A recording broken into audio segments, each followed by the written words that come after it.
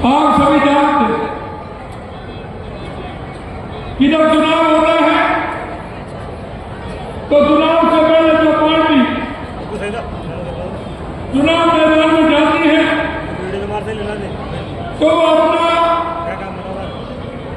घोषणा पत्र या संकल्प पत्र लेकर के जाती है और वो जनता के बीच में जाकर के कहती है कि अगर हमारी सरकार आती है तो हम आपके ये संकल्प पत्र या घोषणा पत्र के काम जो हमने दिए हम इसको पूरा करेंगे। मित्रों, मैं आपसे एक ही बात कहना चाहता हूं और वो मैं ये कहना चाहता हूं, अब कांग्रेस के घोषणा पत्रों को देख लीजिए और एक बार का घोषणा पत्र नहीं, अरे पहले 5 साल का, उससे 5 साल का, उससे 5 साल का, जब भी कांग्रेस ने चुनाव लड़ा है अपना घोषणा पत्र जनता के बीच में दिया है। लेकिन मैं आपसे कहना चाहता हूं, उन्होंने उस घोषणा पत्र पर 10% भी काम नहीं किया, 10% भी काम नहीं किया। मैं आपको विश्वास दिलाने के लिए आया कि भारतीय जनता पार्टी जब चुनाव में जाती है वो घोषणा पत्र नहीं, अपना संकल्प पत्र लेकर के आती है और संकल्प पत्र लेके जनता के बीच में जाती है। और आपने देखा होगा, चाहे हमारे केंद्र की सरकार हो, चाहे हमारे राज्य की सरकार हो, जब भी हम चुनाव के अंदर जाते हैं तो हमारा संकल्प पत्र लेकर के जाते हैं। मैं आपको इतना विश्वास दिलाता हूं, जो पिछले चुनाव में हम 11 महीने पहले आपके बीच में आए थे और हम हमारा संकल्प पत्र लेकर के आए थे और वो संकल्प पत्र हर व्यक्ति के पास है, आप उस संकल्प पत्र को देख सकते हैं। मैं आपको कहना चाहता हूं, वो संकल्प पत्र हमारा 5 साल के लिए था, 5 साल के लिए। लेकिन मैं बताना चाहता हूं, उस संकल्प पत्र में लगभग 50% काम हमने 10 और 11 महीने में पूरा करने का काम हमने किया है, यह मैं आपको बताना चाहता हूं। कांग्रेस के लोग कहते हैं, कांग्रेस के लोग कहते हैं कि 10 महीने में आपकी सरकार ने क्या किया। अरे जनता के बीच में हम जाते हैं। मैं आपको बताना चाहता हूं कि जिस दिन इस हमारी सरकार को 1 साल हो जाएगा, हम जनता के बीच में हिसाब लेकर के जाएंगे कि हमने हमारे 1 साल में ये हमारे संकल्प पत्र पर हमने काम किया है। और आपने देखा होगा, जैसे प्रधानमंत्री नरेंद्र मोदी जी जब भी 1 साल होती है, जनता के बीच में पूरा हिसाब लेकर के जाते हैं और अपने काम को गिनाते हैं कि ये काम है। मैं भी आपको विश्वास दिलाना चाहता हूं कि एक काम को हम गिनाएंगे।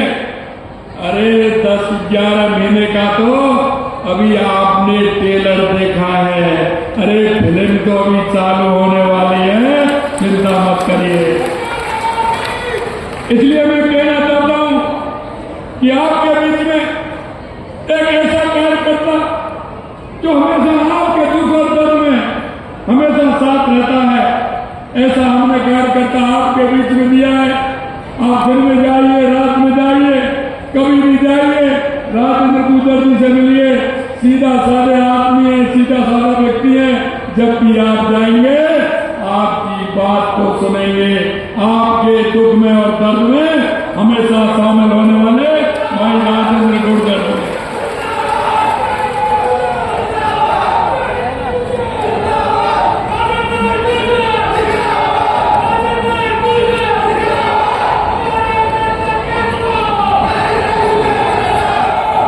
मैं आपको कहना चाहता हूं, राजेंद्र जी पिछली बार भी 13 से 18 तक विधायक रहे। आपकी सेवा करने में उन्होंने कोई कसर नहीं छोड़ी। आपके बीच में उन्होंने सेवा की और आगे भी वो सेवा करेंगे। कांग्रेस के समय में मैं कहना चाहता हूं कि आप कहते हैं, कांग्रेस के लोग कहते हैं, हम उनसे कहना चाहते हैं कि बिजली के क्षेत्र में उन्होंने 5 साल के अंदर एक भी संयंत्र नहीं लगाया, एक बार भी उन्होंने बिजली पैदा नहीं की और हमने 10 महीने में 2,24,000 करोड़ रुपए के एमओयू किए और कैबिनेट ने उनको पास कर दिया और वो काम भी प्रारंभ हो गया। ये भी मैं आप सभी से कहना चाहता हूं। अरे हमने किसानों से वायदा किया है, हम किसानों के दर्द को समझते हैं, किसानों के दुख को हम समझते हैं और किसानों के जो बेटे हैं, युवा साथी हैं, उनके दर्द को भी समझते हैं। इसलिए मैं कहना चाहता हूं मेरे भाई और बहनों, हमने कहा है कि 2027 तक हम किसान को दिन में बिजली देंगे, पूरी बिजली देंगे, जिससे किसान को किसी भी तरह की परेशानी नहीं हो। जैसे यशस्वी प्रधानमंत्री नरेंद्र मोदी जी कहते हैं कि देश में क्योंकि कांग्रेस जब भी चुनाव में आती है तो जातिवादी की बात करती है, धर्मवाद की बात करती है, गलत भुजुगे छोड़कर, अपमान छोड़कर बरगलाना चाहती है। कांग्रेस लूट और झूठ पर काम करती है। और अभी अभी आपने देखा, अरे ये 15 दिन पहले तो जिस व्यक्ति को गले लगा रहे थे, आज क्या हो गया? आज उससे किस तरह की गाली दे रहे हैं, किस तरह का माहौल बना रहे हैं, ये आपने देखा है ना, किस तरह की स्थिति कर रहे हैं। मैं आपसे कहना चाहता हूं मेरे भाई और बहनों कि हम किसान के दर्द को जानते हैं। किसान कपकपाती ठंड में रात को जब बिजली आती है तो अपने खेत में काम करने के लिए जाता है तो उसको कितनी बड़ी पीड़ा होती है। हमने सबसे पहले वादा किया है किसान से कि आपको सुबह 8 बजे से लेकर के शाम को 6 बजे तक दिन में बिजली देने का काम हमारी सरकार करेगी।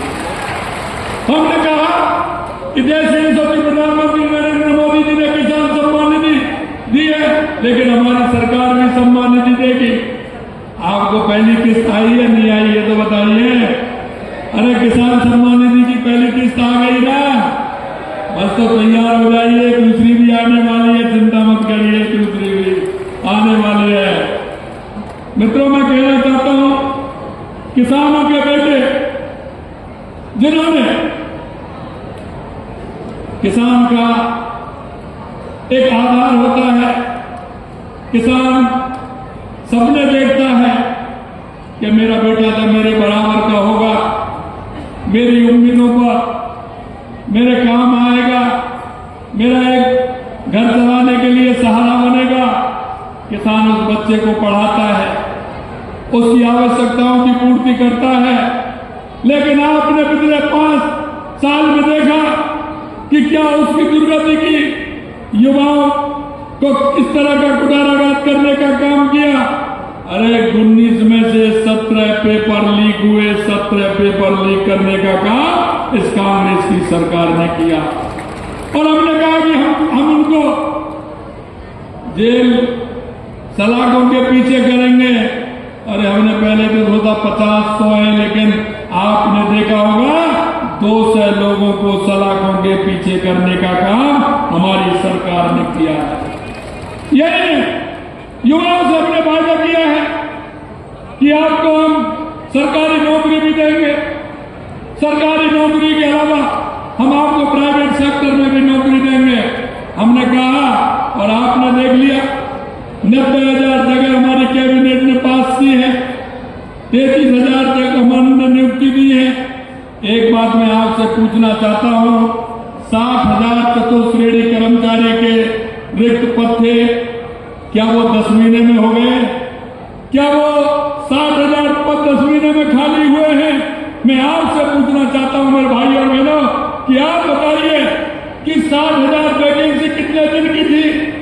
अरे क्या हो जाता अगर उन वैकेंसियों को निकाल करके मेरे किसान, मेरे मजदूर भाई के बेटे की अगर नौकरी लग जाती। लेकिन ये नौकरी नहीं देना चाहते थे। हमने कहा कि हम किसान के बेटे को नौकरी देने का काम करेंगे और हमने जो वादा किया है निश्चिंत रहिए, कैलेंडर भी निकाल दिया, जगह भी निकाल दी, आगे और जगह निकालेंगे। ये भी मैं आपको विश्वास दिलाना चाहता हूं।